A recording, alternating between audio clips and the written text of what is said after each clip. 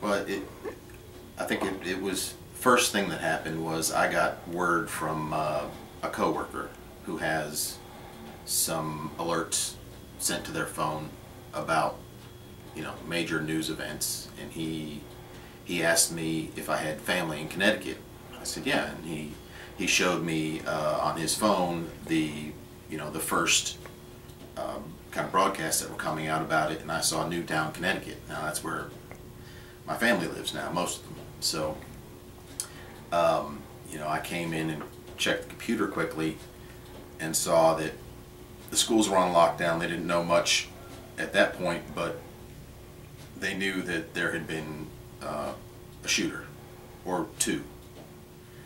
So, the first thing, you pick up the phone, called my mother, and her line was busy, which is, looking back, it's no surprise that since she's a teacher's aide at that school, I'm not surprised now that I couldn't get through on her phone. But so I called my sister, who also lives in Newtown, and got through to her.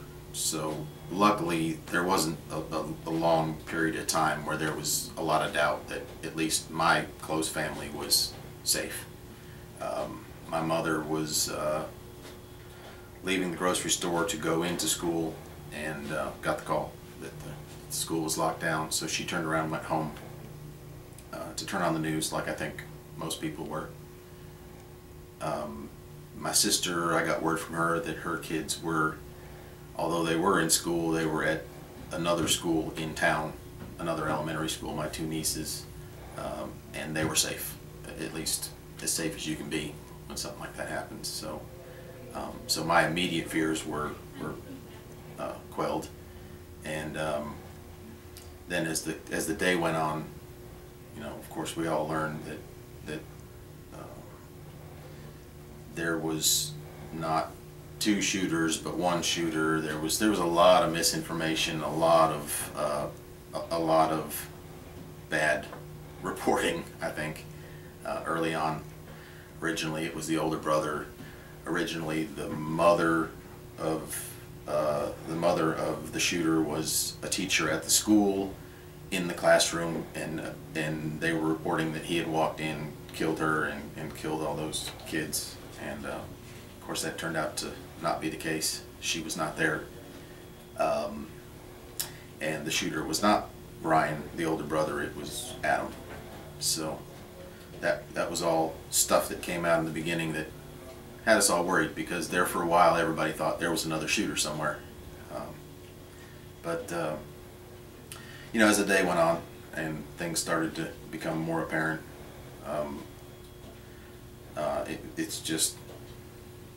it was crazy. I'm not sure what breaks inside somebody's head that can make them walk into a elementary school. Don't understand it, and I've not heard any. The psychologists and psychiatrists they get on all the TV shows, I've not heard one of them say that they understand, what happened. So did your mother know any of the victims? Oh yeah. She was a teacher's aide for the kindergarten kids. So a good portion of the kids that were in those first grade classrooms were her students from the previous year. So, and the new town, even though it's not a tiny town, is very close, and she's good friends with a lot of the families. A lot of the staff are close friends of hers. So it wasn't easy for her to get the phone calls from the other parents, wondering if she knew what was going on, trying to find out where their kids were. How's it affected her since?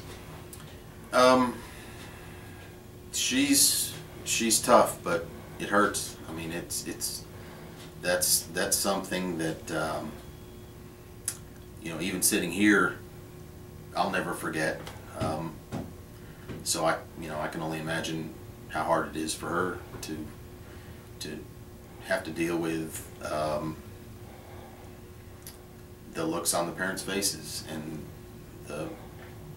all the funerals, and all the news stories and the pictures, and you know, it's a lot different when something happens and it's 2,000 miles away or 10,000 miles away, and they're just strangers' faces. But you know, like I said, from where I'm sitting, to see places that I've been to and people that I know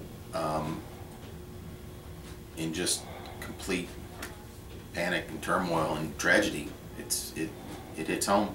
So, you know, and I haven't lived there in a long time, so I can imagine it's just devastating for people that are actually involved. A lot of talk now in the aftermath of this, as there is anytime something like this comes up, about meaningful gun control legislation. Have you developed any kind of thoughts along that line? Should that happen, or? Sure. You know, this isn't the first gun crime tragedy. Certainly, unfortunately, won't be the last, I don't think. You know, my personal opinion is that it's not necessarily a gun control problem as much as it is treatment of our mentally ill. You know, I don't think we have programs in place that form that safety net that prevent these things from happening. You know, I think if you could wave your magic wand and eliminate every gun in this country, crazy people will still find a way to do harm.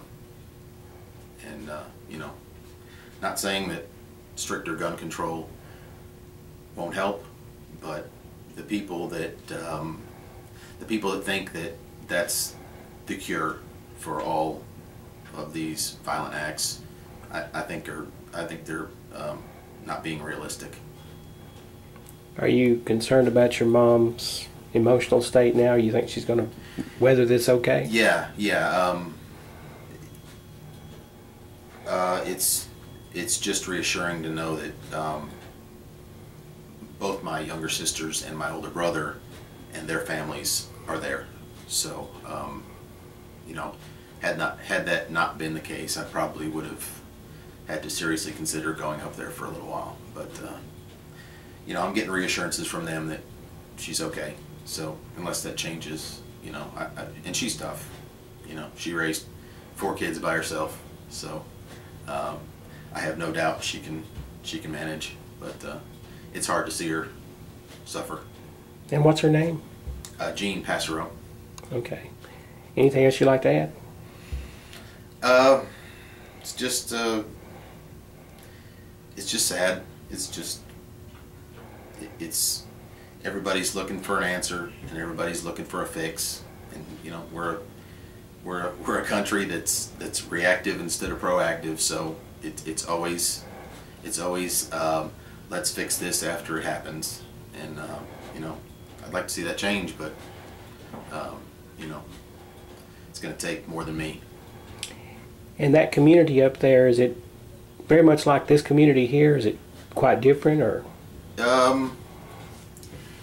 It's the same. It's the same in that they are they're close with their neighbors and people in the town. You know, a lot of people, when they think about New England and, you know, New York and New Jersey and Boston and places like that, it's all big city, and it's nobody cares, and you know, they'd sooner run you over than let you get out of the way. But it's really, small towns in Connecticut are a lot like small towns in Tennessee. It's just good people, you know, trying to make a living. Anything else? Okay.